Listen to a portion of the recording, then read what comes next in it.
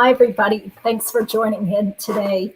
And I'm Judy the YouTube Lawyer. Unfortunately, as you can see, I'm here alone because our special guest who was supposed to be on today, John Steinbeck, had something come up. So we're going to have to reschedule with him. He says he can most likely come back on next week.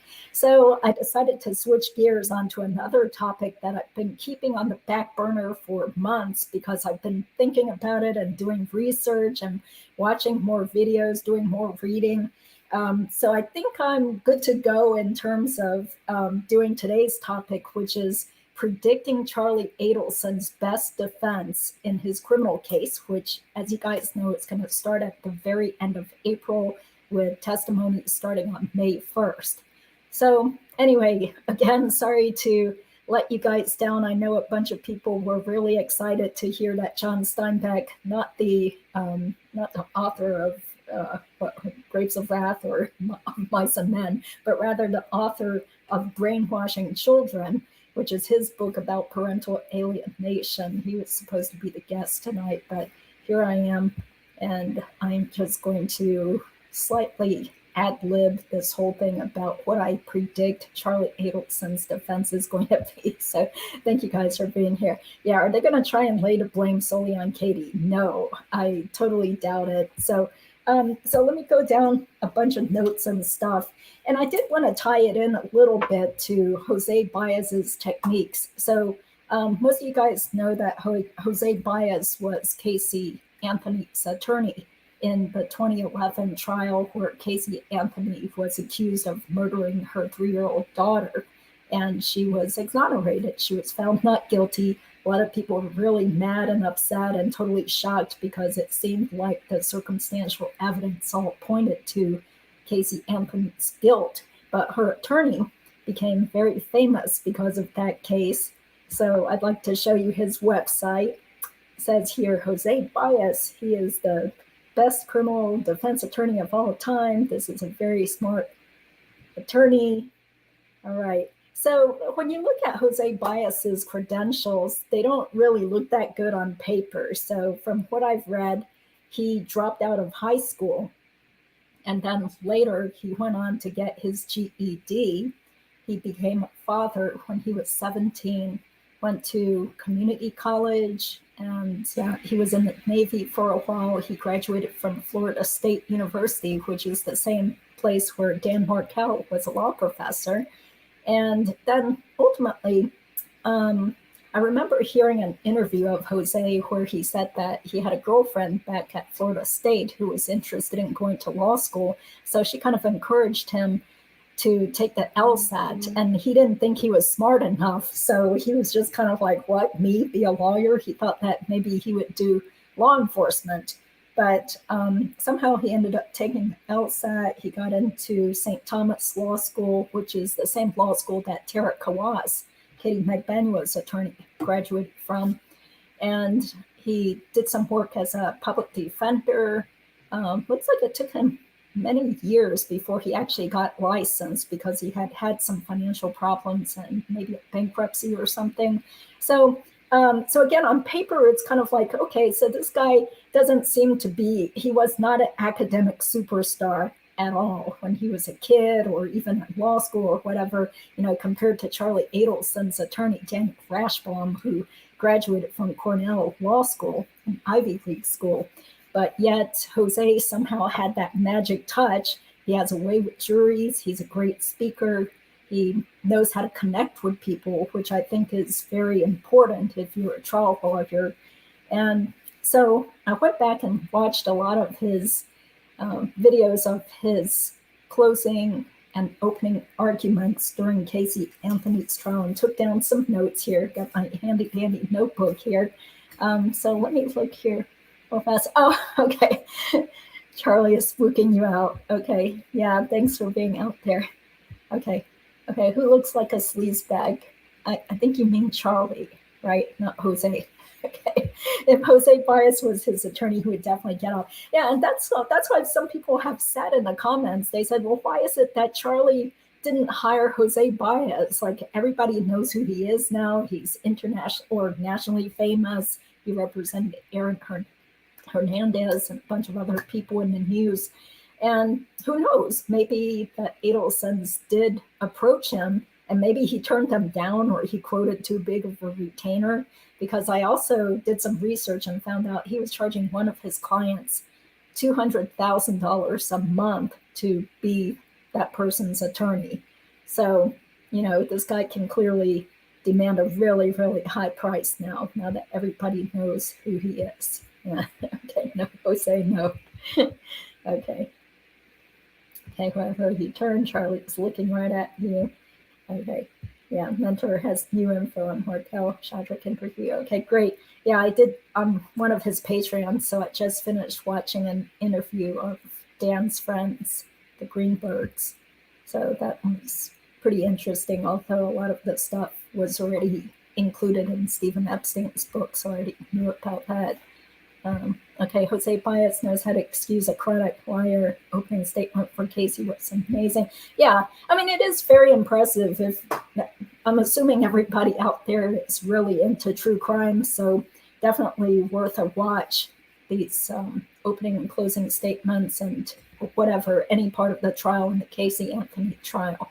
Yeah, so thank you, Angela. Thanks, everybody. Okay, so anyway, this is Jose Baez's website. Contact his firm now.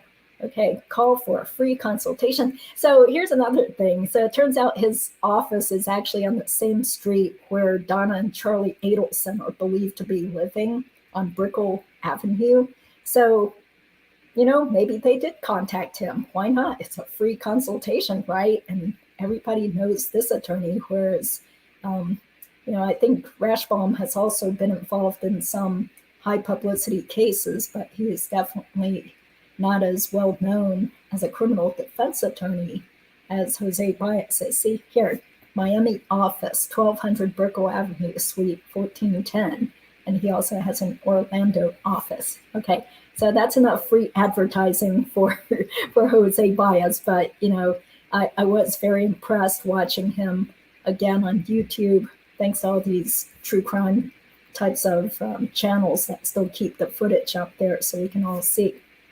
Okay, so let me see here. Okay, so it's kind of all over the place, but I think when you want to have a strong defense, you also have to have great presentation as an attorney. So you want to play the good guy and build camaraderie with the jurors. So if you have this kind of standoffish, pompous, arrogant, a lot of times people do mistrust attorneys or think that attorneys are sleazy or that they are arrogant and talk down to people. So not that I wouldn't say that about Katie's attorneys, but I do feel that sometimes the tone that Tara Kawas took towards addressing the jury or even questioning people, it just seemed a little bit too off-putting, maybe a little bit too abrasive. And so you can see even in the comments on the YouTube channels that covered the trial of Katie McBenua that people were put off by Tara Kawas. So that's definitely not the kind of lawyer that I would want. When I look at Jose Baez, you think like, wow, this guy, he makes a lot of money. He gets up in front of all these juries and stuff and people listen to him, but yet he comes across as a very normal, affable type of person, the kind of person that you would like to just sit down and have a conversation with. So that is what I think Charlie's attorney, Rashbaum, has going for him from what little we've seen of him at these case management hearings, is that, he doesn't seem to come across as some pompous jerk, with his Ivy League credentials and, prancing around with some, really expensive suit and, just being unapproachable to the everyday Joe that you might find on a Tallahassee jury. So I think he has that going for him. And, okay, so you guys probably already know that in the United States, a criminal defendant does not have any obligation to testify. So no one has to be a witness against him or herself. And that's definitely something that these criminal defense attorneys like to hammer home over and over again. So Jose Baez did it, so did Tara Kawas, that the defendant doesn't have to testify. And for Kawas, she turned it around and made it seem like, see, Katie has nothing to hide because she had no obligation to testify, but she wanted to come here and talk to you directly and tell you all that she is not involved. So, that unfortunately blew up in their faces, but let that be a good lesson to Charlie and his attorneys that I really don't think it would be a good idea for Charlie to testify. He is just going to make a mess out of himself or make a fool out of himself. He would be subject to cross-examination. If he starts talking about other slightly unrelated things, then he even further opens the door for more bad information to come out and more cross-examination. Just it's going to totally blow up in his face if Charlie testifies, and he doesn't have to. So another thing that Jose Baez repeated over and over again was that it is up to the state, it is the state's burden of proof to prove beyond a reasonable doubt that the defendant did what they are charged with. So basically, it's not an equal playing field, or, well, some people would say it is an equal playing field, depending on which side you side with. But the defense can merely just sit back. They don't even have to present any evidence if they don't want to, and just merely poke holes and introduce doubt wherever they are able to introduce doubt. So that could probably be a better strategy than putting Charlie up on the stand where he's just going to run his mouth and say all sorts of stupid stuff, and it doesn't look good for him. So there was a recent YouTube video, now I can't remember what channel it was on, but it had to do with Alan Dershowitz, who was talking about how Brian Kohberger might be able to defend himself. And of course, he mentioned something that really stuck with me, which is that when you're a defense attorney, you should start from the position that your client is guilty. So that seems kind of counterintuitive, because sometimes you look at these defense attorneys and you think, wow, that person's just some diehard true believer who really thinks that his or her client is innocent, and how ridiculous, So it was interesting to hear Dershowitz say you should approach it first by assuming your client is guilty, because that way you will be able to know all the details and figure out, how you're going to explain away or divert attention from any of the evidence that could be bad for your client. So, I agree. I mean, who am I to disagree with Alan Dershowitz? So, okay. So I also think that Charlie's attorneys will probably put forth some sort of overall tone that this is just the most preposterous, stupid story that the prosecution is making up. How could this possibly be true of my client? How preposterous. That's ridiculous. Why would my client do such a stupid thing? Okay, so same thing with Kawas. So Tara Kawas basically did a similar thing where in her closing argument, she kept insinuating that why would Katie go through all this? Why would she sit in jail for so many years? And if all she had to do was tell the prosecution what they wanted to hear, and then she'd be free. But why would she do that when she could be with her kids? Well, the only reason is because she is not guilty. She had nothing to do with Dan Markel's murder. Okay, so similarly, I can see Charlie's attorney doing the same thing to put on this act like, I'm so appalled. You should be appalled too, that this is a highly educated, respected periodontist. He's a multi-millionaire. He has, multiple properties. He was living this lavish lifestyle where he traveled internationally. He had all this freedom, friends, partying, girlfriends. Why would he do such a stupid thing, give it all up for his sister to have custody of her kids? So, I mean, some people have said that in the comments too. Like, this is so stupid. Like, why would Charlie do this just to help his sister with custody? But you kind of have to understand the family dynamics, or at least the alleged family dynamics, where the family was so enmeshed and did everything almost as a group and, shared their finances, did insider trading allegedly together. They would consult with each other on the most mindless minutiae, like, what kind of spa package to get, or what kind of suitcase should they use, or where should they get the lobster and potato salad. So anyway, I think that's one way of framing things, is that, why would Charlie, this successful playboy, rich guy who's educated, why would he want to hang out with these, slummy people? And why would he want to risk his freedom and his own livelihood, just so his sister could get custody of a couple of kids? What a dumb thing. Like, nobody would do that, right? Okay. And then same thing here with Jose Baez. His tactic was also to sort of put out this like really disgusted and appalled attitude against the state, saying, why did they focus on my client? How dare they only focus on my client when there are all these other sketchy people around?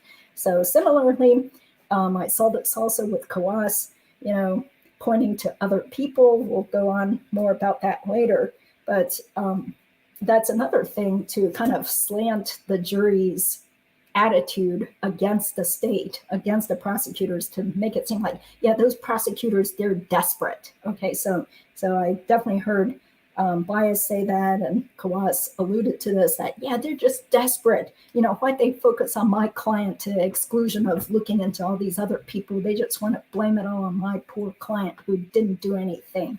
Okay, so let me try to, one example I thought would be fun to watch. Hopefully this shows up, and hopefully I don't get a copyright claim. So this is the defense's closing part 2 from Jose Baez's closing argument. Okay, and hopefully it will play and you guys can hear it. Well, I mean, Cindy. In fact, George didn't do anything. You heard about that. But you heard of all these stories about what Cindy said.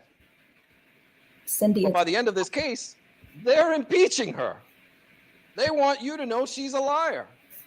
But please believe what she said for us. That's what they're trying to, those are the goods that were being sold here in this trial. Believe her when it's convenient for us, but don't believe her in others. That's unacceptable. That's not truth.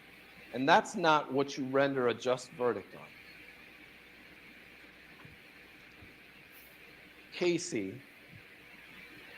has issues. And these issues were there long before Kaylee was ever born and long before June 16, 2008. Okay, so that's just like a small snippet that I thought was good to show here. And I can see the defense doing this over and over again for any witness that might be bad for them, to point out, the other witnesses' deficiencies, their credibility, make it look like the state is just trying to, even as Jose said, fit a square peg into a round hole, or a round peg into a square hole, or whatever like that, to get the jury all riled up and disgusted and maybe start getting suspicious of these evil prosecutors, because I think some people already come in with a bias of skepticism against the government. Some people are like that. And so a defense attorney can certainly play up on that kind of suspicion by saying, well, look at this, they're trying to get you to think this about one of the witnesses, and what are they trying to pull over your eyes, Okay, so as Baez said, he said, quote, those are the bill of goods they're trying to sell you in this trial. Okay, so that's the kind of verbiage that defense attorneys might very well use in Charlie's trial too. Like, what are they trying to hide? How come they didn't show you all the records? How come, they didn't give you this or that or whatever, get the jury mad that the state is maybe hiding information from them. Okay, so of course, Charlie's attorneys will want to deflect, and they're going to want to point at Wendy and Donna which I'm sure at this point, Donna will probably be willing to do anything to get her precious little boy out of jail. So just as Baez was pointing a blame at Casey Anthony's father, of course, Casey Anthony's father has never been charged or accused by the state of murdering his own grandchild, but that didn't keep Jose Baez from being able to just come up with this idea that perhaps the child had drowned in the swimming pool and then the grandfather had something to do with it, and they're all trying to cover up the child's death, and that's why Casey freaked out. So I had said before in previous live streams, I think, that I really don't think Charlie is going to spill the beans and turn against his sister and his mom, because if he tries to make a deal, if he tries to make any sort of plea bargain by throwing Wendy under the bus, then he necessarily would also need to throw his own mother under the bus, because there's plenty of evidence and things that he would have to explain that involve his mother's involvement. And maybe he'd even have to say things against his own father. So I really don't think Charlie would do that, because you can't pick and choose and say, well, hey, just go after my sister. She did everything, but don't do anything against my parents because they had nothing to do with it. Because I don't think the state would believe him at all if he tried to make some sort of deal pointing fingers only at Wendy. But in terms of what his attorneys can do at trial, though, that's a totally different story. So I can see his attorney then pointing the blame at Wendy and Donna and saying, just as Coas was claiming that Charlie and Sigfredo went behind Katie's back and cooked up this scheme to get rid of Dan Markel without Katie's knowledge, then similarly, I can see Rashbaum trying to deflect and blame it all on Wendy and Donna. So, he can just mention that in the opening statement, mention that in the closing argument. He doesn't have any obligation to present evidence, but he is going to be able to do that because Coas was allowed to do that. As we know, Wendy and Donna have also been named as co-conspirators in the plot to murder Dan Markel, so that is okay.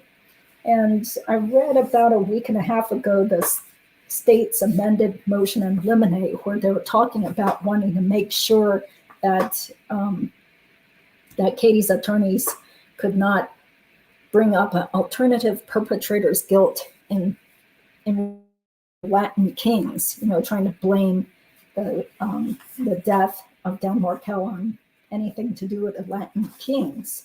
But of course, looking at the case law here, says here, the Supreme Court of Florida ruled that for a defendant to make statements and ask questions to introduce a theory that it's possible someone else committed the crime, there must be sufficient evidence in the record to support that underlying theory.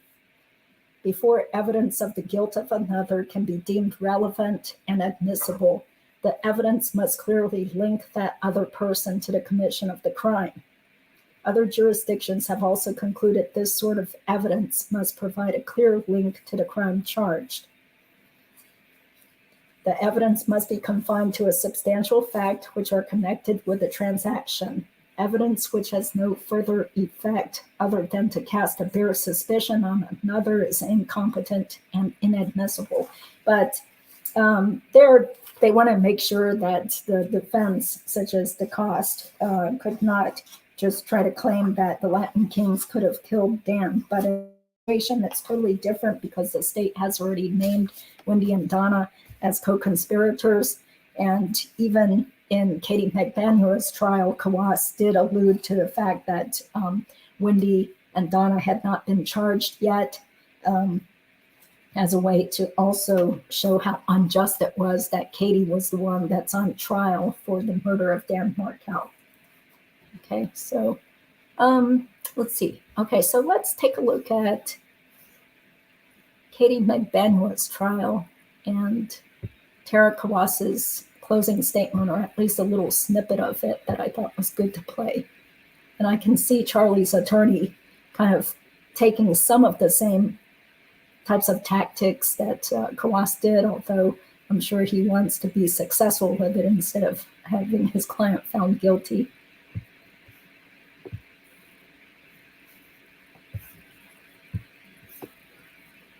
Oh, he said, that's why I stopped being friends with him, because I just can't. He even said, Charles Adelson, it was such a great description, will say things over and over and over again, 100 different ways, 100 different times, until you basically just give up and go, okay.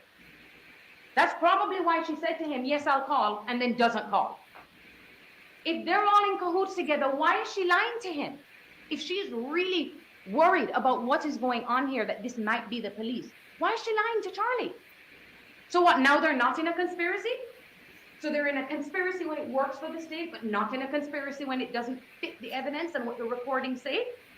They cannot have it both ways, members of the jury. The only thing those recordings showed you is how guilty Charlie and Donna is. And where's Donna Adelson? At home in her living room, probably watching us right now, live stream on that camera. She hasn't been arrested. I knew Ms. Cappelman would get up here and say, oh, don't worry about that. That's for a different day. No, you can consider that. They come in here and tell you that they're going to prove to you beyond a reasonable doubt that these people are involved and that they conspire. And the only one of them that's in jail is Charles Adelson for the past month, like they just did. Wendy Adelson, they actually brought her in here, members of the jury, and gave her immunity. You saw that horrible performance that she put on that witness stand. I mean, the fact alone that she even got up here and in her own way tried to play herself like she was a victim. She's there throwing in little jabs. Oh, well, you know, if he cared as much about me as he did, like she's disparaging Dan Markel, her ex-husband that's been murdered. And then has the audacity to come in here and defend her family. You heard the testimony from Jeffrey Lacoste. I know you all heard that. I brought it out. There's more evidence against Wendy Adelson than there is against Catherine McDonald, and they give her immunity. There is no question that those recordings had nothing on them. You want to know why? If there was anything on those recordings, anything at all that was direct, reliable evidence, they would have put her in handcuffs immediately. And Charles too, back in 2016. Instead, what the Okay, so that's enough trip down memory lane to remember some of Tara Kawas's closing argument for Katie McBeno's trial. Okay, so similarly, I mean, now we're just going to shift the people around where I predict that Charlie Adelson's attorneys are going to point the finger real hard and shift all the blame to Wendy and Donna. You know, like, why would Charlie want to get involved with this crap? He's busy taking care of his dental patients. He's busy having fun with his girlfriends and traveling and running all over town partying, you know, living the life of a single young man with lots of money. So why would he want to get involved with plotting to murder his former brother-in-law? He barely even knew him. He hardly saw him. You know, there's not much interaction. Of course, he didn't like Dan, but a lot of it was due to what kind of complaints he was hearing from his own sister, Wendy. So I don't see anything.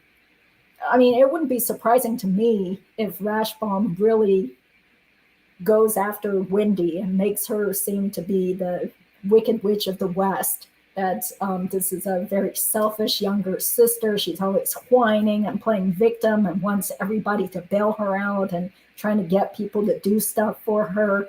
And, you know, drama queen. And both she and Donna had a very, very enmeshed, intertwined relationship where Donna was the one sending her all those emails angry about Dan. Donna hated Dan. Donna felt like, you know, Dan had been mistreating Wendy and was the sole reason why Wendy was stuck in Tallahassee, which was a god-awful place in their opinion. So Rashbaum or Charlie's attorneys can certainly point their fingers all they want at Wendy and Donna in their presentation of the case. And again, just insinuate that this is really crazy. Like, why would Charlie want to get involved? Why would he care? You know, this has to do with his younger sister and her crappy failed marriage, but he's got better things to do. He's enjoying life. And there's no reason for this wealthy periodontist who has everything to live for. Why would he jeopardize his freedom, his personal liberty, by wanting to kill off someone that he barely had any interaction with? So I think that's it in a nutshell. Okay, so, and in terms of just making something up, okay, so an attorney can't just make up crap, because that's what we covered when I was reading from that motion in limine, the thing about pointing to other perpetrators' guilt. You know, you can't just make up crap, but if the attorney has a good faith belief in something, then you can certainly mention it in your opening or closing argument. So there was an interview I watched of Jose Baez a couple of weeks ago. Of course, it was from years ago, right after the Casey Anthony verdict. And I think the interviewer was just sort of trying to bait Jose into saying that, you know, he didn't really believe that crap about Casey's father, you know, having to do anything with the granddaughter's death, you know, but Jose kept his cool, and he just kind of smiled and said, well, you know, I had a good faith belief in that. And, you know, I had no obligation to put on any evidence about it. You know, then he was just kind of smiling, like he knew the rules. He knew like how to push people's buttons and how he was still going to be able to play within the boundaries of the law, and yet still give off this impression that, hey, you know, my client's father did this. You know, even though he had no evidence to back it up. I mean, same thing with Kawas and DeCoste. You know, remember it was in their opening statements where they were coming up with this conjecture that it was Sigfredo and Charlie that just made some deal behind Katie's back where, you know, Charlie agreed not to date Katie anymore as long as Sigfredo would kill off Dan Markel for some money, and Katie had no idea this deal was going on back. Well, I mean, ultimately, there was no evidence of that whatsoever, but they could still bring up this hypothesis in their opening statement, and they could still, you know, basically distract the jury with these other ideas to make it seem like, well, see, you know, it's not the case that my client had anything to do with it, because look at all these other clowns around here, you know, these other people that were involved that had more motive to want to plot to murder Dan Markel. And of course, people have said that, well, Wendy was the one who would have been the biggest beneficiary of Dan being killed off. I mean, that was the reason why she was not allowed to move from Tallahassee, because as long as Dan Markel was still alive, he was not going to let her have full custody of the kids and move away down to the southern Florida area. So that's what kept Wendy trapped in Tallahassee and made her very miserable. And a lot of people were saying that Wendy hated Tallahassee. She and her mother were totally devastated when they lost the motion to relocate, and the judge ruled against her back in summer of 2013. So yeah, I mean, you could just see the defense going to town on Wendy, also implicating Donna too. I'm sure, you know, if Rashbaum consulted with Donna, she would probably say, sure, go for it. You know, just get my baby out of jail. You know, it doesn't matter, because at this point she hasn't been arrested or charged with anything. So what does she care if her son's attorney decides to throw some shade on her just to get him off? All right. So then, of course, in the Katie Magbanua trial, you saw how Kawas went after the credibility of Luis Garcia, as well as his girlfriend, Jessica, you know, any witness that might have some sort of weakness with them not telling the same story consistently, any shortcomings, vagueness, any concessions that the witness might have made or contradictions. And of course, with Luis, Kawas was totally picking away at the fact that he had this really great deal where he only got to serve 7 extra years on top of his unrelated charges as long as he turned against Katie. So Kawas was really bashing Luis, saying he couldn't even remember if he had taken an Instagram picture of an owl or a lion. You know, he was vague.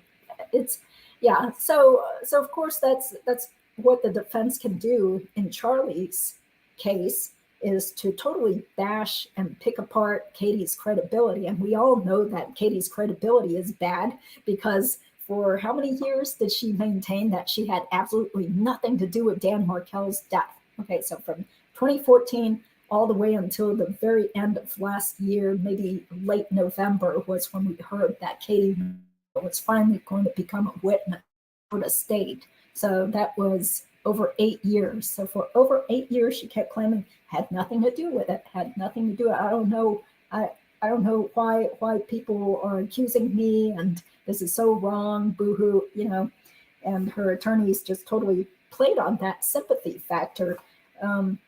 So now her credibility is really, really bad. It's in the gutter. So I'm pretty sure the state is going to try to rehabilitate her credibility by having her explain why she stayed silent and why she denied all involvement for so many years, because it was most likely because she was confident that she was not going to be found guilty, that she had already been coached and told by Charlie multiple times over and over again, just don't say anything. I mean, that's what he had told his ex-girlfriend June also, was, if the police come, just don't say anything, talk to me. And I'm sure Charlie and maybe even some of the other Adelsons may have promised Katie a big payout. As soon as she was found not guilty and she was free again, she was going to be living a life of luxury with more money coming her way, a lot more money than she could have ever earned working for a realtor company as a secretary or working at the front desk of a dental office. So you definitely have these issues of witnesses with credibility issues or memory problems. So the defense is going to have a field day with them. Okay, so the Dolce Vita, unfortunately, I wasn't able to quickly find the transcript of the Dolce Vita conversation between Katie and Charlie, but from what I recall, in the Dolce Vita recording, Charlie did say a lot of, I think this is just the way he likes to talk, is that he will just say what he thinks he wants people to hear or what he wants to be true, as if it is true. Like, you didn't have anything to do with it. I didn't have anything to do with it. So he did say, I believe multiple times, that he had nothing to do with it. I have nothing to do with it. And he did say that if they had any evidence on them, then they would have been to the airport by now. Well, he didn't go to the airport. This is just like what Rashbaum argued at the Arthur hearing, saying that, well, this is a man who had multiple years, many opportunities to flee the country, but he always came back, even though he traveled internationally a bunch of times, he never fled. So therefore, he's not a flight risk. So similarly, you can bet the attorney is going to try to frame the Dolce Vita conversation as favorable to Charlie. I think overall it's still really bad for Charlie, but if you just pick a few sentences here and there where Charlie acts confused, he's like, who is this guy? Who's Taco or Tato or whatever? And Katie just plays dumb and doesn't even tell him that whatever Tuto or Tato are the nicknames for her baby daddy and Luis Rivera or whatever. So I can see the attorney just doing some piecemeal picking of some things that try to make Charlie sound like he's really innocent because he said he didn't know what's going on and he didn't do anything. Okay, so I think Charlie's attorneys will also frame him as the family man, right? I mean, to us people who have really been watching this case, I think we would all laugh at that, but it does look like Charlie is very close to his family. He loves his family. So the defense could play it that way in his favor by saying, well, he just loves his family to the point where he would always try to be loyal and try to help them, even if he later found out that some of his family members tried to kill off Dan Markel. Because once again, Charlie didn't have a close relationship with Dan Markel anyway. He hardly ever saw the guy, and then Dan and Wendy got divorced. So they could try to frame it as poor Charlie. He has always been the one who stuck by his family members, and now he's the one that's going down with the ship while the other people still haven't been arrested yet. And so even Kawas made that statement about, where's Donna Adelson right now? She's probably in her living room right now watching this on a live stream. So yeah, so I think that they could try to make Charlie look like this sacrificial lamb.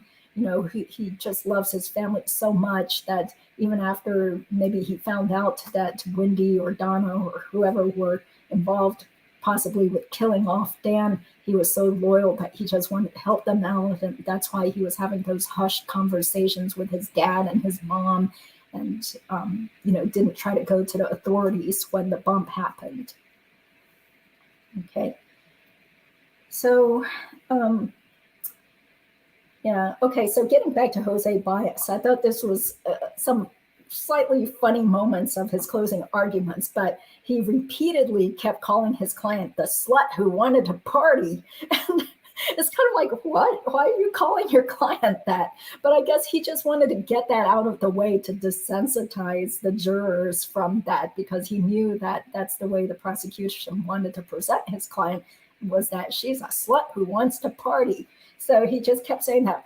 They just want you to think that she's a slut who wanted to party all the time, but she loved her daughter and she would never have done that, blah, blah, blah, you know. So I don't think that in this case, in the Charlie Adelson case, that the prosecution is really going to be able to bring in any of all that bad stuff that many of us have heard about regarding Charlie Adelson's character and what he liked to do, and, you know, his mistreatment of other people. I think a lot of that is going to be just found as irrelevant and overly prejudicial. Oops. Okay. Sorry about that. I don't know what I just hit on my phone. So, but anyway, I mean, if there's any bad stuff about Charlie that is brought out in court, then you can probably predict that the defense is also going to just go ahead and preemptively address that straight off the bat. You know, just as Jose Baez kept saying, yeah, they're going to say my client's a slut who wanted to party all the time. Well, similarly, you know, Rashbaum can also address that in a way to try to, again, rile up the sympathies of the jurors and try to, you know, make them think that, yeah, how dare the prosecution, you know, do this to us, or how dare the prosecution try to frame that client or frame that person. You know, they're a bunch of sneaks and they're trying to get away with something, and they just, you know, singled out Charlie. Why didn't they wiretap Wendy, or why didn't they wiretap Donna? You know, something suspicious is going on, so therefore he can't be found guilty. Okay, so so I think I've basically said my spiel there. And I'd be very surprised if Charlie's defense team actually watches this YouTube video and gets any ideas, because what I'm saying is not really anything earth-shattering. It's a stuff that I saw with Jose Baez in the Anthony case, and then today I was watching Kawas's closing argument again and saw similar types of strategies there. So, okay, so I'm just clicking around on some comments there. Thank you guys for being interested in the case, and hopefully John Steinbeck will come on next week. You know, we just have to find a good day that's good with both of our schedules. Okay. And maximum security pens are gladiator cams. Okay, he thought he was real cruel.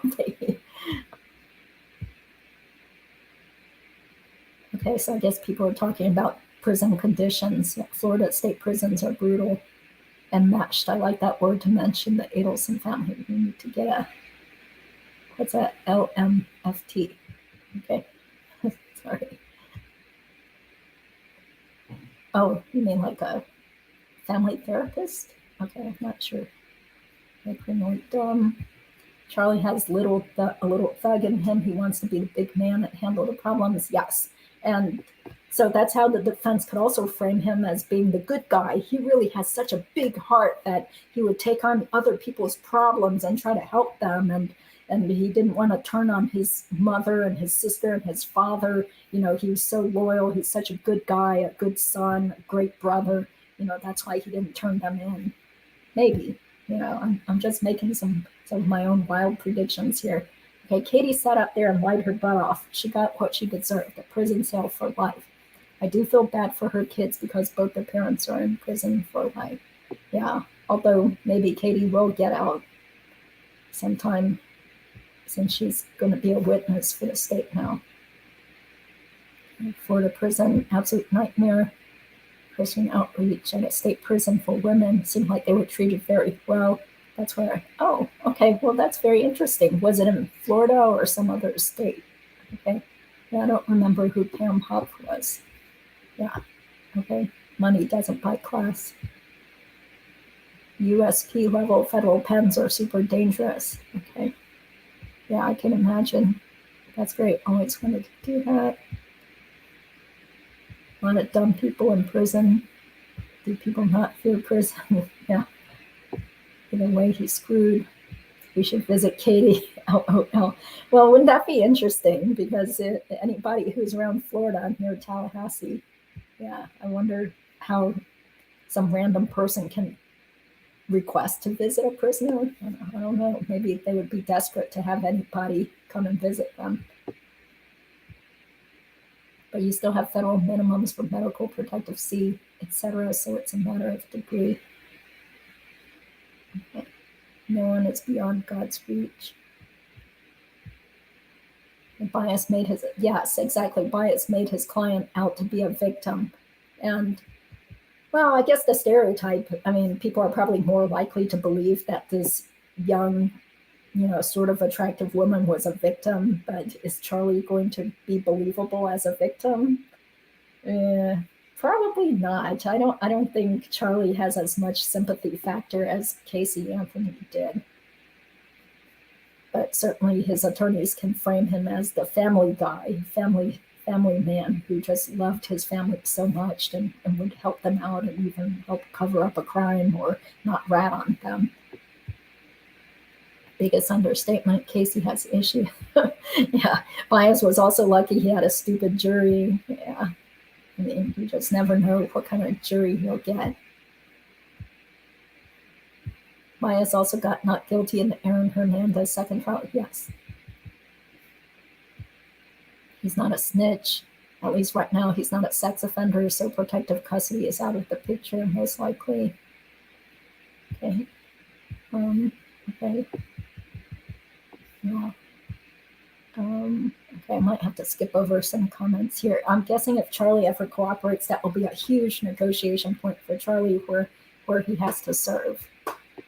Yeah, I think it's, okay, just my opinion again, but I think it's very, very low chance that he's just going to cooperate and then just spill the beans against his own parents or Donna and Wendy. I mean, I can see him wanting to do it just against Wendy, but he can't just pick and choose in terms of making a plea bargain. Knowing Charlie, he'll probably want to testify. I'm sure his attorney will remind him how that worked out for Katie. He'll probably tell him to stay his butt off the stand. Yeah, I agree. That would just be really stupid for Charlie to take the stand. It's Casey's. Yeah, I thought she was living with, well, this was years ago, but I read some article about her living with a private investigator or somebody. Yeah, I don't know about now, though. It didn't seem like it. Yeah, but I'm kind of tired of Casey Anthony, so I tried not to watch any more recent stuff about her. She doesn't deserve the attention. Okay, he has a useful skill as a dentist. If he's smart, he can leverage that to get people to leave him alone in prison. Yeah, but he's not going to have his dental tools. He doesn't have all the stuff that he needs to give dental cleanings anyway, even if he were allowed to. So, okay, hi everybody. Thank you for being here. What did OneDrive mean in a profit? Oh, I think it was a hard drive, right? Like a physical, like a thumb drive or a hard drive that was given to the attorney with all the information electronically stored on it. Charlie might plea without cooperating. No, I mean, he has to cooperate. I mean, if you're making a plea, that by itself means that you are cooperating, right? Okay, well, somebody who's well-versed in Florida criminal procedure, feel free to jump in. Right? So, okay, let's see. He has to have, no malpractice insurance in prison, of course. I wonder how he's keeping his license going because he needs CE hours every year, every 2 years to renew. Yeah, maybe online, or it could be that some of the credits roll over to the next year because for attorneys here, they do let you roll over some of your CLE credit for 1 year. Yeah, Yeah, thank you, Mauve Moon. Yeah, wasn't that funny? Some commenter, I don't know, someone who seemed complimentary called me a little girl. I'm like, are you kidding me? I'm almost 50 years old. That's ridiculous. I mean, it's kind of slightly insulting, but thanks to anybody who thinks that I look young enough to look like a little girl. Okay, yeah, okay, so describing what a drive is. Yeah, thank you, Mauve Moon. Yeah, must go. Okay. Hi, Dawn. There might be a program where they let him work as a prison dentist. Who knows? Yeah, but then he'd have access to all those sharp utensils and deadly instruments, right? That could cause serious bodily injury. Yeah, he would probably like take some of the instruments and try to figure out how to escape. Okay, just my opinion. Of course, this is all commentary, as fancy fiction says. You know, what do I know? Don't listen to me. This is just commentary, you know, based on publicly available information.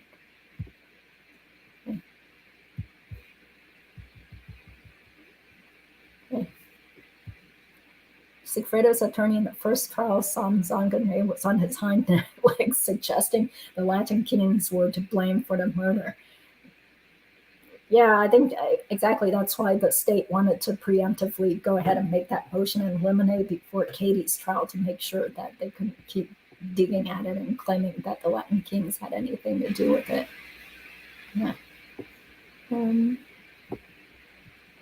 Okay, thank you, Don. Thanks for being here. No, he's not on Charlie Adelson's case, but I did wonder, you know, did the family consult with Jose Baez or try to get him as an attorney? I don't know, but, you know, Jose would be charging an arm and a leg too. Charlie is a talker apparently prisoners like and will leave alone smart guys who can regale them with stories.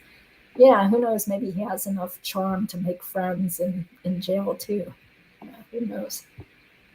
Charlie has aged a lot since being in jail. I guess the bologna sandwiches spread with peanut butter isn't working out too well with him. So much for the filet mignon. Yeah, I think I would be really depressed if I wasn't able to just eat whatever I wanted to eat and just stuck eating like half-cooked rice and all that, you know, tasteless food that I hear they serve in the Tallahassee jail. Okay, lots of laughter. Tara's closing argument, yelling like a drunk, frigid stepmom, in my opinion. Who could think that this was good? Yeah, well, I guess she thought she was showing her passion and how much she believed in her client that it got her so riled up. Yeah. Okay. Could it be possible that Charlie has liquidated his assets to make sure Katie gives him an alibi? Well, I don't know about him doing that to make sure Katie gives him an alibi, but it sounds like they already moved all their stuff into trusts. The family started creating trusts, and we found that out through the deposition of the Adelson CPA, which I read on previous live streams.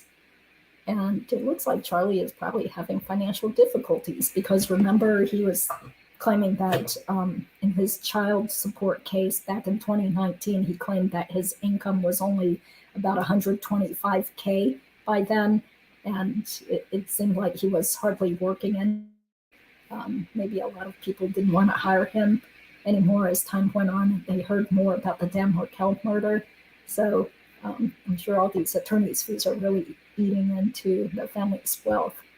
And then, of course, the Adelson Institute was sold a couple of years ago, so they don't have any actual income coming in other than all their investment properties and real estate income, which could still be a lot though. Yeah, she's like that girl you hate in high school, always causing trouble.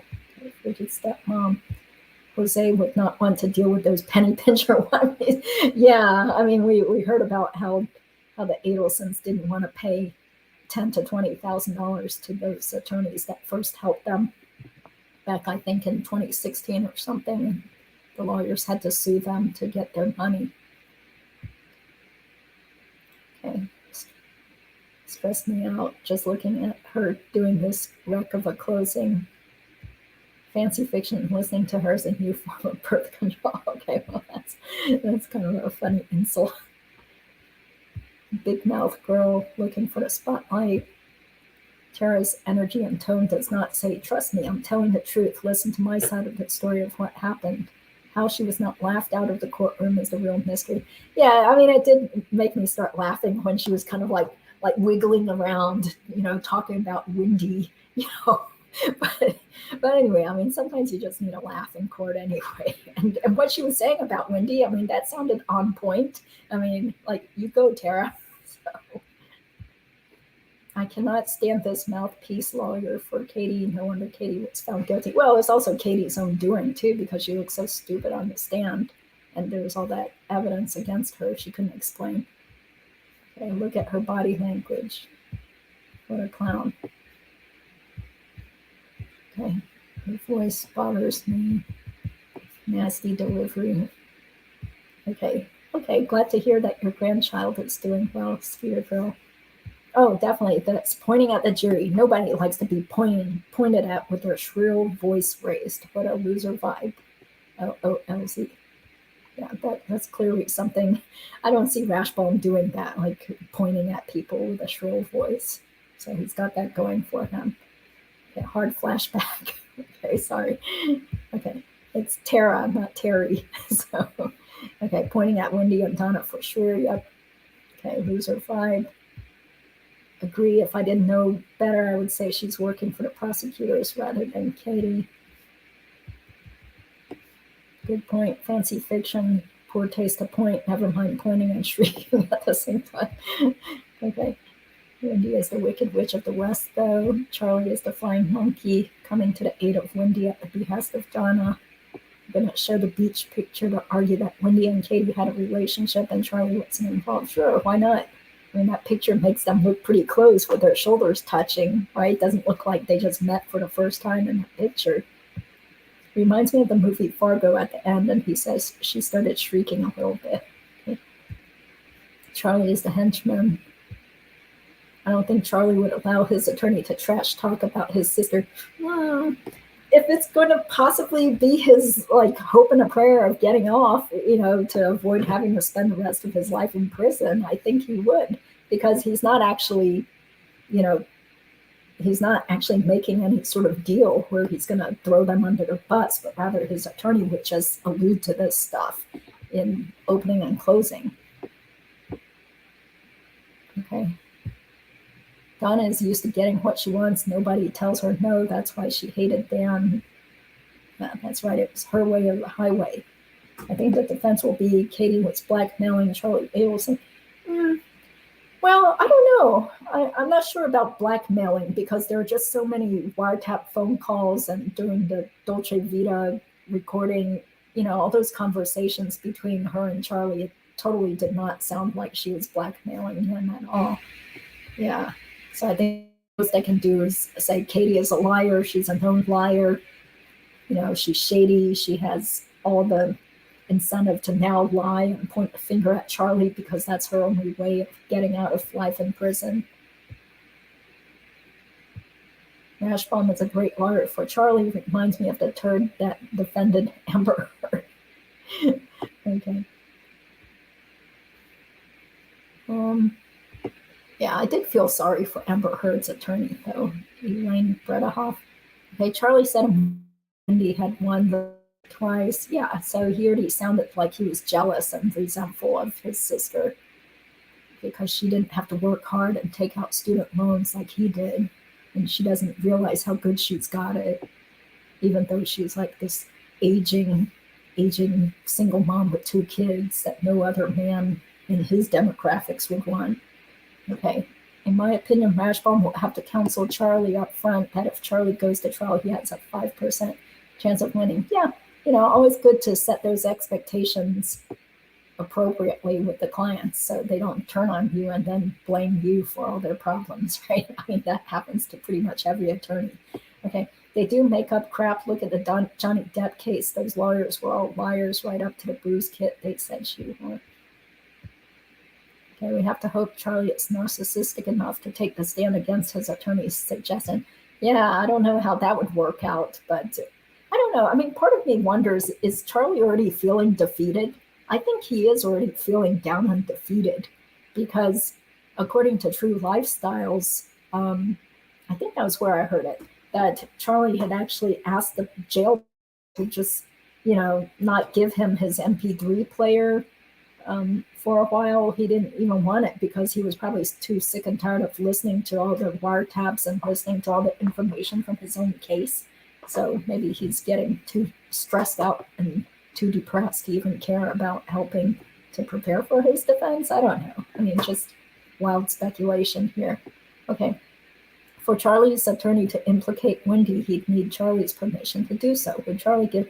Yes. Yeah, I think so. I mean, based on those wiretap calls that we've heard, thanks to Fancy Fiction, you could hear the resentment and the just kind of disgust. And, he's just like looking down on his sister, that she's some trust fund baby who won the lottery. And she just doesn't understand how good she has it. She just doesn't understand because she got everything too easily. Yeah. So the Stennis hearing is supposed to be on Friday at 10 in the morning. So hopefully it will be on Deep Dive True Crime. And I'm supposed to do a joint live stream on Mentor Lawyer's channel on Friday at 1 p.m. Eastern time. So hopefully that will still go on. We'll see. I have to check in with him. Hey, poor perverted Charlie. How is he going to survive in jail? Well, he looks pretty miserable whenever we've seen him. Okay. In the meantime, Rashbaum makes an absolute fortune prepping this case and going to trial correct. As long as money is there, he could care less. Understanding the motives requires an understanding of the disordered Adelson family dynamic, but you don't need to prove motive to convict. Yes. Kawas and DeCoste got my attention when they questioned Wendy Adelson, but then they backed off her. Charlie better get himself soap on a rope. Okay. Donna's email should make it much easier. Yeah. No ruined reputation because everyone knows Charlie's guilty anyway. Well, there is one person that has been hanging out in the comments section who really feels like, oh, poor Charlie. The other people, Wendy did it. Charlie had nothing to do with it. Wonder who that person really is.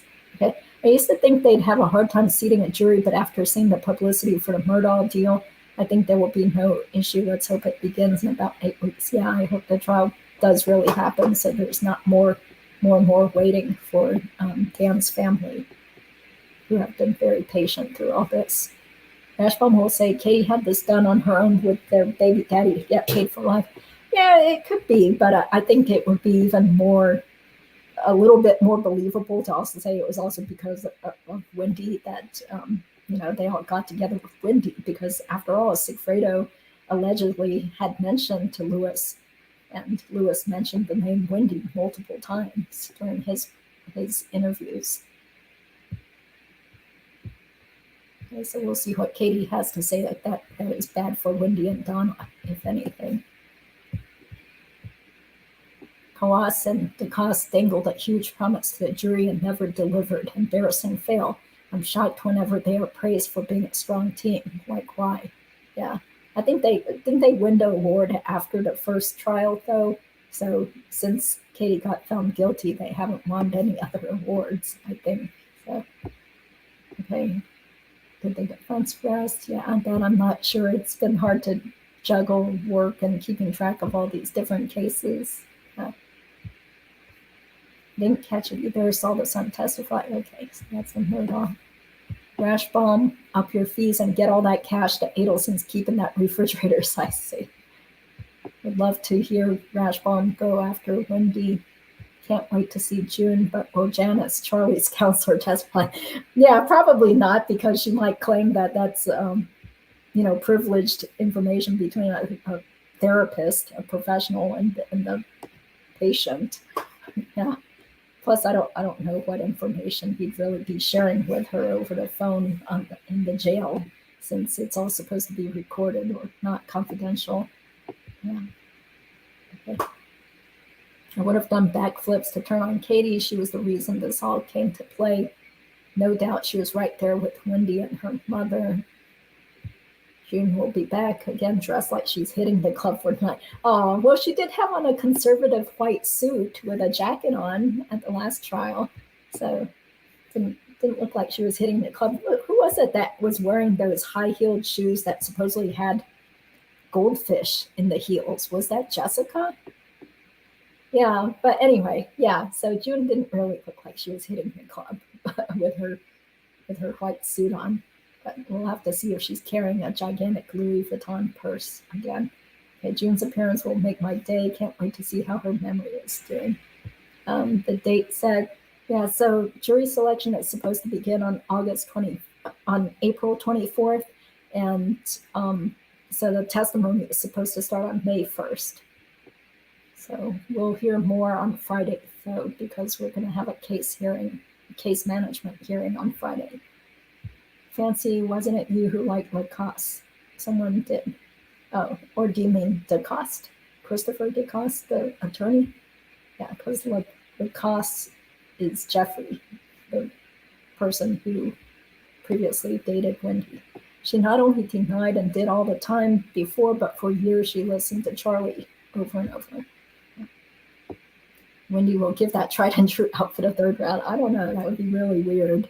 She wore it a third time. Yeah, that's right. Jury selection, April 24th.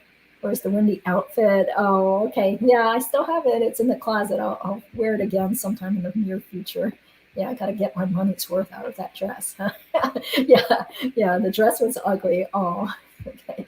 It's very conservative looking because it's like thick, grayish wool type heavy fabric. Yeah. Oh, yeah, that's right. Yeah, I figured you meant Chris Lacoste or DeCoste, DeCoste. Okay. Yes. Kind of confusing here. Okay. Karma's coming. If you knew, what does Rob think of your family situation? Wendy, you should call your brother Rob. Oh, well, she claims that she doesn't talk about the case at all to anybody in her family because her attorney told her not to. I think Wendy was banking on collecting her parents' money as well as Charlie's. Yeah, wouldn't that be interesting if Charlie is the only one that ends up in prison and then, all the family assets wind up going to the person who really benefited from Dan Markel's death. They won't use Katie unless they have to. Georgia indicted Charlie well before Katie's proffer. Using her drags in all the perjury. Yeah, but again, she can explain why, and just say that she felt threatened by Charlie, or Charlie had promised her that she was going to get tons more money, never be found guilty because she had great attorneys. I don't know. So, yeah, Club Monaco dress, lie and deny. We must send Charlie an old Dolce Vita menu in jail. But it looked like it was a very casual, more like casual food and gelato type of place, not with real waiters. So there was probably no real written menu. It probably just something that was written on the wall somewhere. So Wendy still may be, my feelings have evolved on this. And I think money was also a Wendy motive. I never thought that before. Sure. But sure. Yeah, because there were some assets and money from Dan that I believe also went her way. Yeah, thank you, Debbie, telling people to subscribe and like if you haven't already. Yeah, hi, Sophia. That'd be a scream if she wore the dress again. If she doesn't, we all know she was following this case on the internet. Maybe Jill's deprogramming Charlie for being his mom and sister's useful idiot. Yeah, he's probably like full of rage and anger toward Wendy now, especially. Yeah. Okay, thanks guys for tuning in. Okay, no honor among murderers. They turn on each other eventually. Wendy didn't have to do anything for being a trust fund baby, like Charlie said. Okay. Oh yeah, that's right. When Charlie said to Katie, well, were you there the next day when everybody got the money or something to that effect? Wendy's deliberate lie on the stand, $1 million in life insurance, not $1 million per child. She's sickening. Just looking for divine justice. He's a talker, couldn't shut his mouth. The whole family is involved, except for the older brother. Yes, the restaurant went out of business. Charlie, family man? Whose family? I thought he was a crazy stud muffin baking buns in the all over town. Yeah, well, to his own immediate family, I guess, for a while there, he was not really being much of a father to his child, right? But for some reason, it looks like there have been phone calls between him and his child's mother since he's been in jail. Thanks to True Lifestyles for getting those jail phone records. Wendy, with her blinking, fluttering eyes and tilting her head like an innocent German shepherd. Okay. we do. Oh, she got everything she wanted and then some, plus financial windfall. Oh, evil, evil. Donna is watching for sure. She sure won't be drinking cheap wine. Bet she hit the hard stuff. Yeah. Charlie kept referencing a rental car, which is a specific and unknown fact to the public. The Prius on the news was a rental car. Only someone on the inside would know, could bury Charlie with that. Yeah, that too. Yeah. I mean, all of his behavior, the phone calls, it did not show innocence when you take it all together. It looks a lot more like the actions and the speech of a guilty person, in my opinion. Wendy threw her own brother under the bus over and over.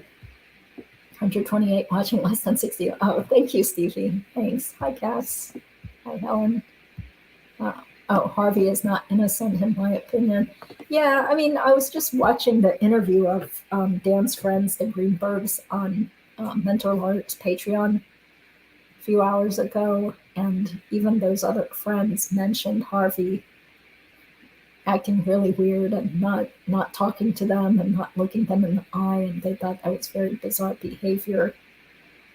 And one of the friends did say something about, maybe they were just really mean. They're really mean people, and who knows, maybe they could have hired a hitman. So they thought it was either Wendy's parents or an angry student or one of the women that Dan had previously dated. Okay. Yeah, thank you. Thanks, Tony, also for being here, Lucy. Okay. That was in his nonsense, talking about Katie robbing a McDonald's. Yeah, he was like giving scenarios. Yeah, giving bad legal advice. Okay. You mean they won't be asking Charlie who's your dad? Okay. Okay. Thank you, New York Patriot lady. It was Burger King. Not that it matters, since it was just a scenario. Yeah. Okay. Okay, I probably have to get going because it's getting late here. It's been a long day with a lot of work stuff going on. I don't see any viable defense theory worth spinning the wheel for Rashbaum unless crazy Charlie demands he proceed. Well, he did hire a team of attorneys anyway, so they've got to do something for him, at least cross-examine all the witnesses really well. I'm a fan of all those who are fighting for justice for the family of Dan Markel. Thank you, Lucy. Thanks for caring also. Keep on venting more. Venting, you have more than earned it. Okay, thanks for letting me vent. Okay. Let's see what happens. He referenced both Burger King and McDonald's. Why he left out Wendy's. Okay, I F up bees for no reason. Yeah, see, Katie's not some sweet, innocent person at all. Yeah. Oh, okay. He's a family therapist. Hope Katie does not get out soon. She is super evil. Yeah, I think she deserves to stay there at least another 10 to 20 years.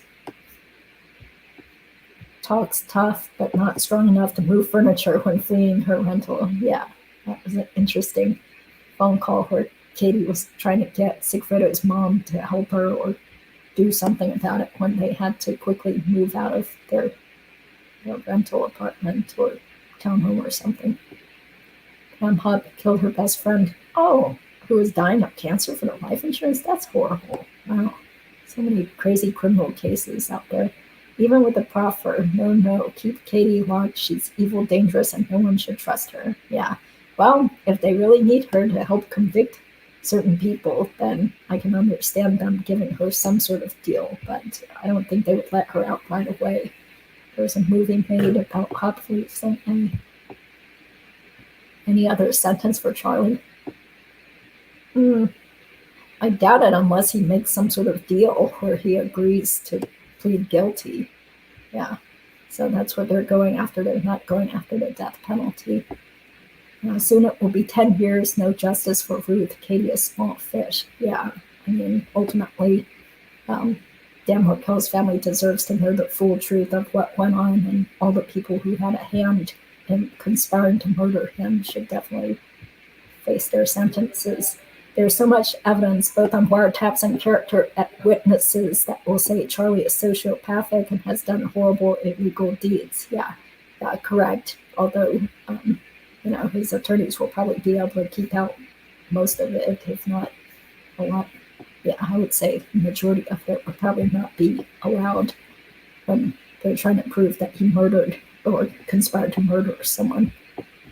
Yeah, I'm not sure if all is relevant, but there is enough to kill them. Quote, wild guy with a big heart and loves his family defense. Yeah, that's true. Yeah, I don't know about love the whole family, because in regards to Wendy, maybe they would allow playing the one where he shows that he's really resentful of her. I don't know. Maybe Charlie could become a woman. I think he would look horrible as a woman. It's too late now. This is horrible about the other person, Pam Hop. Okay. Imagine showing up to court in that ugly dress Wendy Adelson wore with blue contact lenses. Yeah, I'm not going to get blue contact lenses. But you can dwell with Katie. Well, blow your eardrums off with an air horn. Okay. From Fancy Fiction what he looks like in Wendy's dress. I think they will eventually prosecute her for that. Oh, okay, so you're talking about Pam. Okay, Charlie in the dress was gibbers. Was so funny. He can be a victim. Charlie's a good bone for Jose Baez to chew. I really do wonder if the Adelson family did approach Jose Baez to represent him. Yeah, because it looks like Rashbaum's experience is a lot more with white collar crime as opposed to murder cases. So I don't know.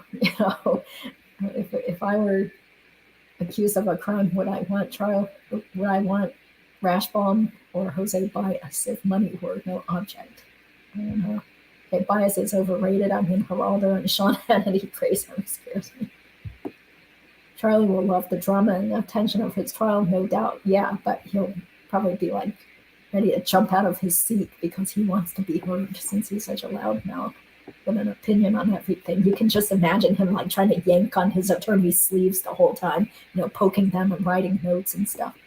Okay, no KFC. Okay.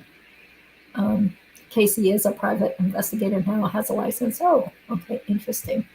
Okay, thanks for that. Okay. Okay. Well, thank you, Debbie, for telling me that. Yeah. What are the secrets? Okay, the color of the lipstick. This is Maybelline Super Stay. It's 24-hour lipstick that actually smears on and dries on your lips. So it's really great. It's my favorite kind. Secrets.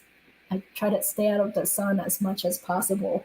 And I actually have had some Fraxel treatments on my face before, but no Botox. So, do you think Donna and her husband are cashing out their assets too? Probably. Yeah, you would think so. I mean, but then on the other hand, if the assets are already titled in the names of trusts, then, that would probably keep it safe from any sort of people with judgments against them. So I have no idea. Yeah, but I hope they're being investigated, because it did sound like there was some insider trading stuff going on. Hi, True Lifestyles. Thanks for being here. Countdown to more Adelson's arrest. Let's hope for no more delays. Yeah. You guys, be sure to subscribe and watch True Lifestyles channel also. She has tons of information about Charlie's jail calls and Katie's jail records. So it's very interesting. Okay. His office is on Brickell Avenue, near where the Adelsons live. Our regional murderers. Okay. Yeah. It's just really sad that there's so many weird murder cases going on all across the country. I love your arrest watch comment on your recent video. Okay. Everybody is saying hi to True Lifestyles. I'm thinking the best lawyers would be reticent to help the family, because Dan was a beloved law scholar, and Wendy is a lawyer who stands to lose her credentials if she's convicted. I wouldn't want my name associated with that mess. Yeah, but on the other hand, you have someone like Daniel Rashbaum, who, along with Marcus, they were fine with representing them too. I mean, people have the right to counsel, right? And was it Donna who said, everybody has their price, or everybody will do something for the right price. She said something like that in one of her emails. Everybody has a price. If I were Charlie's baby mama, I would be seeking a huge upward modification on child support. Well, yeah, who knows what's up if the child support can still be modified, but right now he has no income. So, and she had actually come to a settlement saying that she would accept $1,500 a month. So that's why some people, including I, were wondering if she got something else in addition to the $1,500 a month, because that doesn't sound like much. Rash bum will be smooth like single mom scotch. Yeah, didn't he pay a lump sum settlement? No, it wasn't a lump sum, but he had agreed to pay $1,500 a month for child support. That presumes she had accurate financials. Don, you made an excellent observation. Okay, yeah, thank you, Fancy, for correcting us that it was bullet rye. Okay, yeah, I don't know why. I always heard from other sources that it was bullet bourbon, but it's bullet rye that Wendy Adelson purchased from the liquor store after Dan was shot. Okay. Charlie Adelson made out pretty well for a special ed student. Yeah, who knows what that was about. Needed help graduating. I think you're right. Charlie has given up. No lobster bibs for him anytime soon. Okay, strong arm help. I miss those bibs. Okay. I've been told to prepare for the possibility that Wheeler won't rule on the motion at the hearing. Okay. Oh, interesting. Okay. So we're all still just waiting and hoping that we're going to find out about Katie's proffer details. Why doesn't Charlie make a plea now? Well, maybe, yeah, it could be that the state doesn't want to give him a deal, or, I think at this point they still think that there's still hope that he could just be found not guilty. So, and he also may not want to turn against his mom or both his parents. Okay, yeah, thank you, LJ.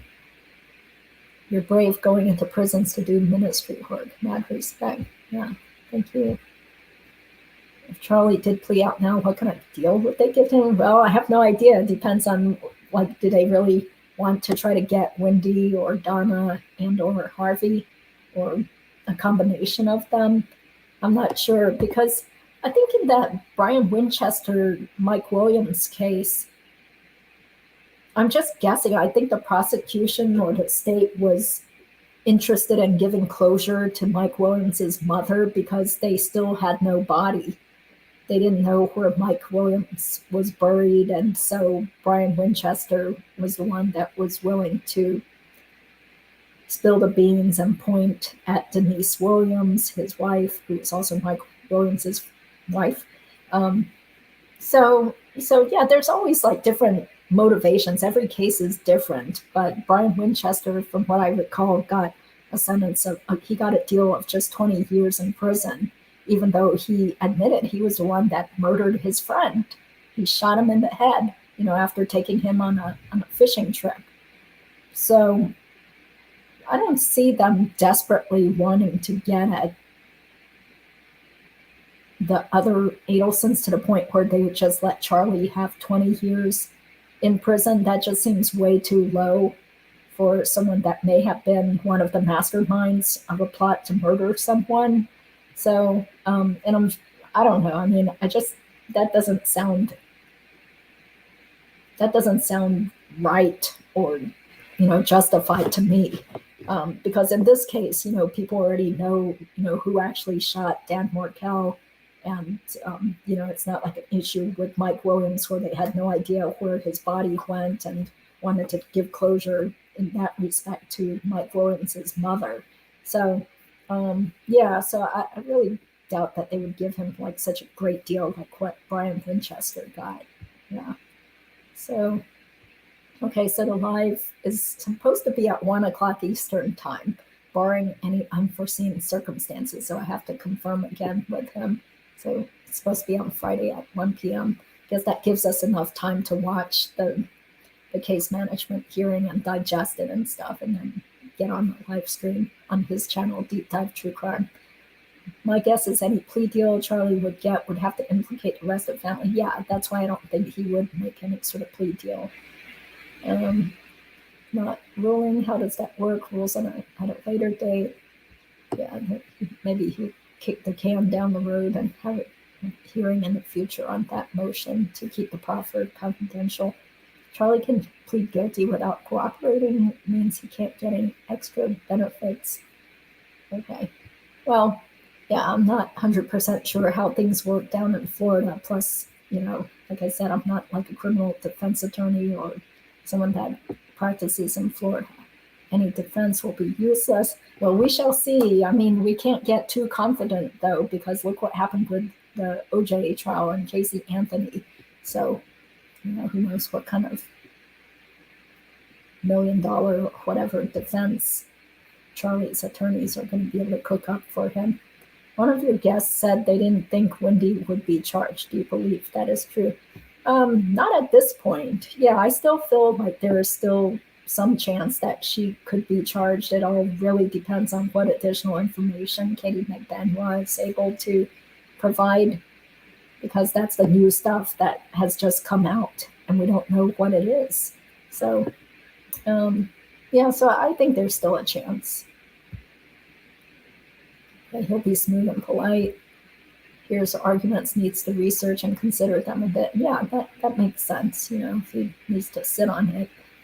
Yeah, because a lot of times judges don't instantly make a decision. They might, take it under advisement, accept the case law that each side presents, and then later they tell you what the decision is going to be.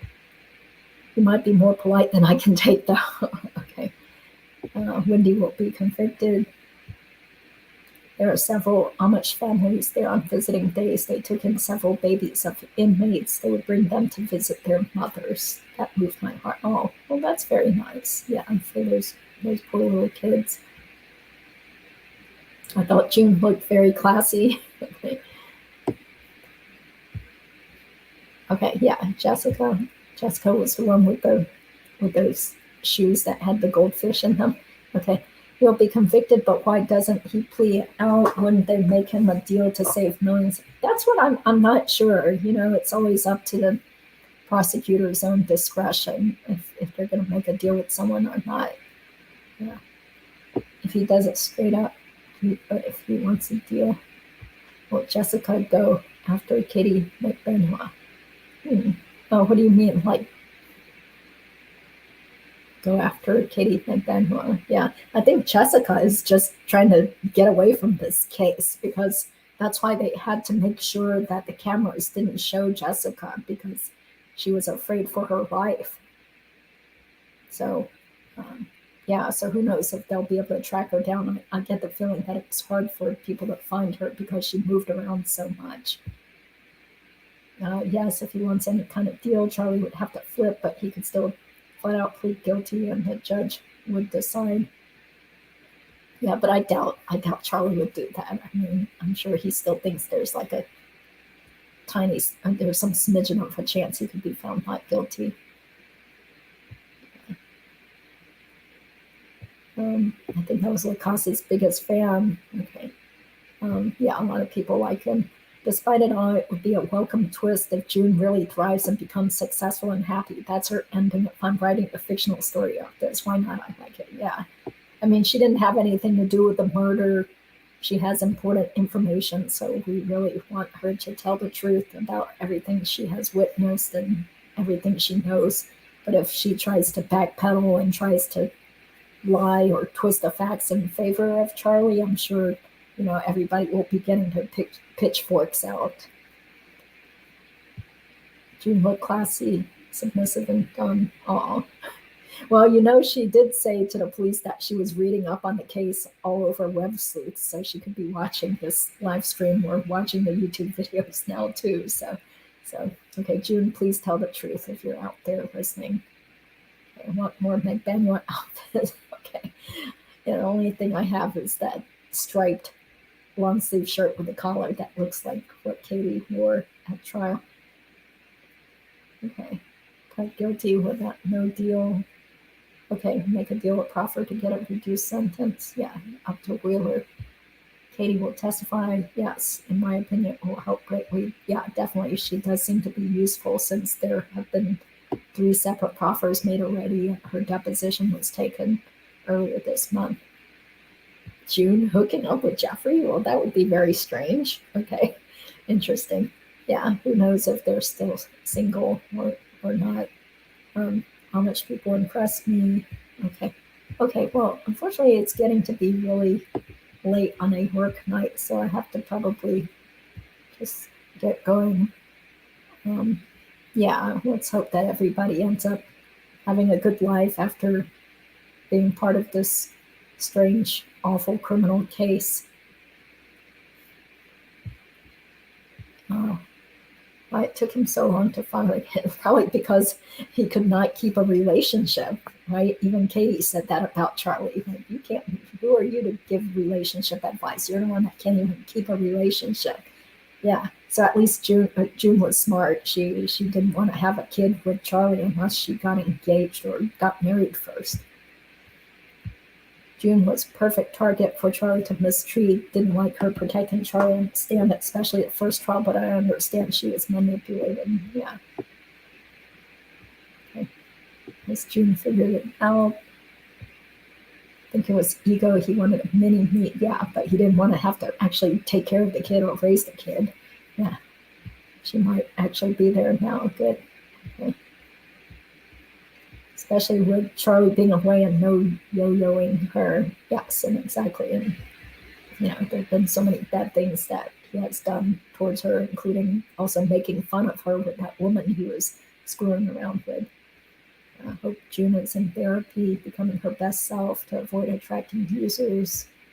I agree with you about June. She was a rabbit sitting alone in open field. Charlie was a coyote who overtook her. She's lucky to be yeah, I mean, that was kind of sad hearing her talk about how Charlie would fly into rages and scared her, and one time was trying to force her to get on the boat with him, and she was scared. So, what a horrible relationship to get into. One of the steroid usage made him have a little trouble. Okay, that's funny, Dawn. Okay, thank you, Shelley. Yeah. June watched any of your wiretap videos. It should have defibrillated her too. Okay. What goes through Charlie's brain when he hears himself running his know-it-all mouth? Ralph Cramton. Okay. Jose Baez would have been super to watch. June is an example of what an awful character Charlie has. Wendy opinion. Wendy and Donna were in the proffer, and they will get pulled in soon, very soon. Justice for Dan Markel. Yes.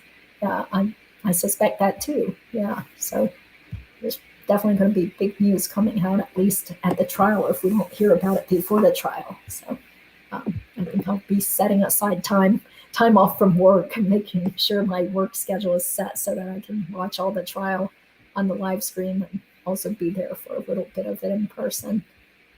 Okay, changing hearts and minds one video at a time. Thank you so much, Fancy, for all your hard work and dedication to showing us what really was going on behind the scenes in this case. Okay, none of these arguments will save Charlie from life behind bar. Yeah, I mean, I don't find it really compelling, but who knows? We could get surprised, right? Charlie should be charged for first-degree douchebaggery. Okay. I guess you're talking to Fancy about even if Charlie gets 40 years, he'll be an old man without any money. Yeah, he would probably, 40 years is a long time when he's already 46 now, right? Okay. Who said he had a big heart? Oh my God. Okay. He would look like Wendy as a woman. Can't wait for the trial. Old Charlie is cooked. Jose and his team did an excellent job in the William Whistle case. Yeah, I didn't pay as much attention to that case, but there are so many cases out there that are interesting or showcase a lot of interesting twists and turns. Had blue eyes for 60 years. Wendy should be happy she doesn't have to deal with light sensitivity. Okay. It's the client's decision only to testify on his own behalf. Okay. It sounds like you're feeling better. Okay, yeah, thank you. Yeah, I'm feeling a bit better. Still coughing here or there.